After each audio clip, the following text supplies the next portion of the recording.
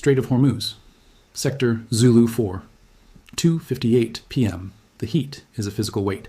118 degrees in the shade, but there is no shade. The Persian Gulf is a mirror of blinding white light, the humidity so high that the air feels like breathing soup. Cutting through this sweltering haze is the USS Halsey, DDG-97, an Arleigh Burke-class guided missile destroyer. She's running dark on AIS, Automatic Identification System, but to the naked eye, she is undeniable.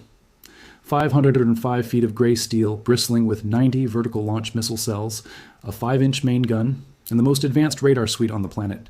She is not alone. Flanking her is the USS Lewis B. Puller, an expeditionary sea base, a massive floating staging platform that looks like a supertanker with the top cut off. It is the mothership for the U.S. Navy's Special Operations Forces in the region. They are conducting a presence patrol, just walking the beat in the world's most dangerous neighborhood. But at 2:58 p.m., the neighborhood exploded. Combat bridge, surface contact, bearing 040, range 8 miles, speed high. They are moving fast, Captain. Commander David Viper Vance, the commanding officer of the Halsey, stepped onto the bridge wing. He raised his heavy electronic binoculars. He didn't see a ship, he saw a swarm. Emerging from the haze of the Iranian coastline, from the hidden coves of Keshem Island, came the Islamic Revolutionary Guard Corps, IRGC Navy. But this wasn't the usual harassment. This wasn't 3 or 4 speedboats buzzing the hull. This was a fleet.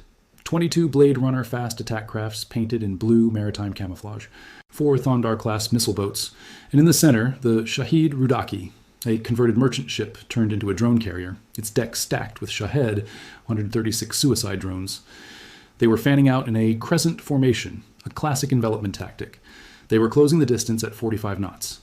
The radio on the Halsey crackled to life. American aggressors, you are entering the territorial waters of the Islamic Republic. This is a restricted military zone. Heave to and prepare to be boarded. If you resist, you will be sent to the bottom. It was a lie. The Halsey was 15 miles offshore, squarely in international waters. But the IRGC wasn't interested in maps. They were interested in a fight. They had brought cameras. They had brought missiles.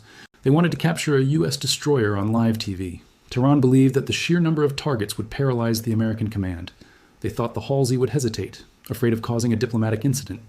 They thought they could swarm the giant ships like piranhas eating a whale. They were wrong. What happened in the next 41 minutes was not a battle. It was a physics lesson. It was a demonstration of why you do not bring fiberglass boats to a depleted uranium. Gunfight.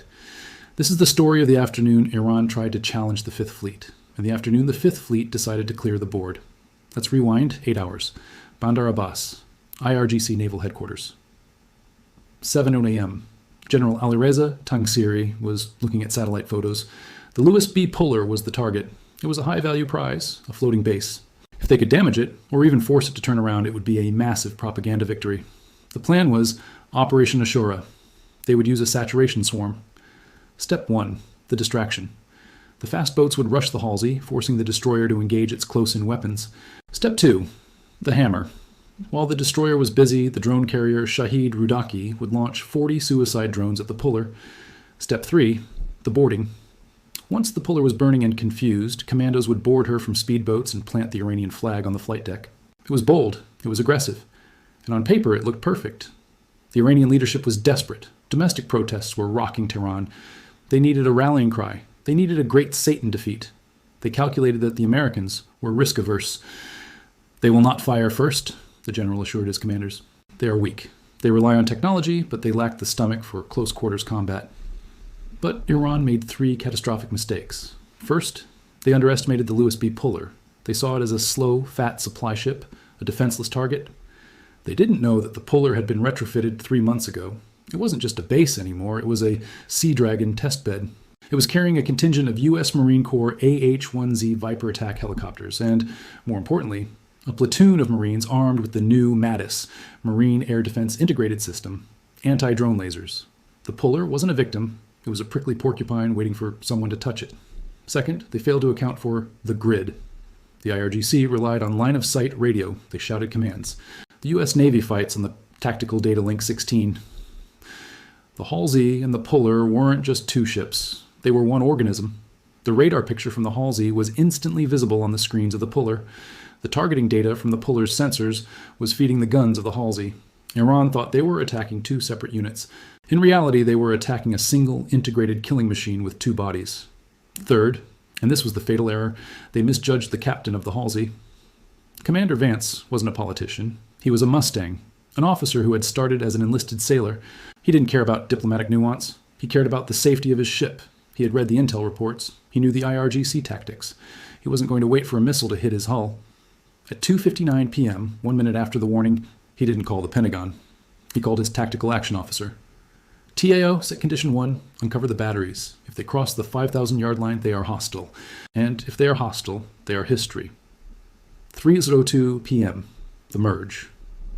The distance was closing. 6 miles, 5 miles. The Iranian boats were weaving, their wakes churning the blue water into white foam. They were firing heavy machine guns into the air, trying to intimidate the Americans. Warning shots, they called them. On the bridge of the Halsey, Commander Vance watched the range counter tick down. 5,000 yards, sir. They are not turning. Vance picked up the radio handset. He didn't shout. All stations, this is the captain. Batteries release. Execute Plan Delta. Defend the ship. The 41 minutes of destruction had begun. Strait of Hormuz. 3:02 p.m. and 30 seconds. The first shot wasn't a missile. It was a warning, but not the kind you shout. The USS Halsey's 5-inch Mark 45 main gun swiveled. The barrel elevated slightly. Boom! A 70-pound shell erupted from the muzzle. It wasn't aimed at a boat. It was aimed 200 yards in front of the lead formation. A massive geyser of water shot into the sky. A wall of ocean designed to say, stop. The Iranian boats didn't stop. They accelerated. The lead Blade Runner, commanded by a zealot colonel, radioed his fleet. They are afraid to hit us. Push forward. Martyrs, advance. That was his last transmission. Crossing the 4,000-yard line changed the rules. On the Halsey, the optical sight system locked onto the heat signature of the colonel's engine block. Target 1 locked. Solution good. Fire. The 5-inch gun fired again. This time it wasn't a warning. The shell hit the Blade Runner dead center. Fiberglass and high explosives don't mix well. The boat didn't sink. It vaporized. A fireball rolled across the water, orange and oily black. Target 1 scratched, engaging swarm. 3:05 p.m., the drone wave. While the speedboats drew fire, the Iranian drone carrier Shahid Rudaki played its ace.